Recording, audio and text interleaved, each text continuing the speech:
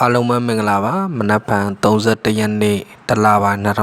2026ညနေ3နာရီခွဲချိန်မှာတော့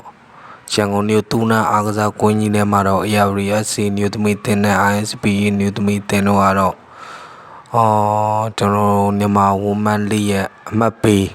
ချန်ပီယံဆုကိုအတွက်အကျိတ်နဲ့ကစားကြမှာလည်းဖြစ်ပါတယ်ARD မြို့သမီးတင်နဲ့ ISPE မြို့သမီးတင်ထက်3မှတ်သာနေတဲ့ဆိုမဲ့ ISP မြို့သမီးတင်က ARD တင်ကိုနိုင်ရရင်တော့အမှတ်2ကိုကွာချက်နဲ့ဖလားရတော့မှလည်းဖြစ်ပါတယ်အဲဒါကြောင့် ARD တင်နေနဲ့အနိုင်ဆုံးတည်ရအောင်ကန်နိုင်မှဖလားရဖို့အတွက်စိတ်ချရမှာဖြစ်ပြီးတော့ ISP တင်ကလည်းအနိုင်ကစားမှာဖြစ်တဲ့အတွက်ကျူးစာပန်းစားကစားကြမှာအာဂျူမန်တက်ကစားကြမှာလည်းဖြစ်ပါတယ်အဲဒါကြောင့်ပရိသတ်တွေအနေနဲ့အားပေးကြဖို့အတွက်ဖိတ်ခေါ်ပါတယ်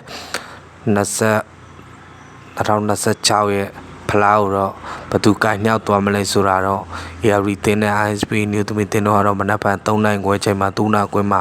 ရှင်ပြိုင်တွေ့ကြမှာဖြစ်ပါတယ်အားလုံးဒူတကွာအားပေးကြဖို့ဖိတ်ခေါ်ပါတယ်အားလုံးကျေးဇူးတင်ပါတယ်ခင်ဗျာ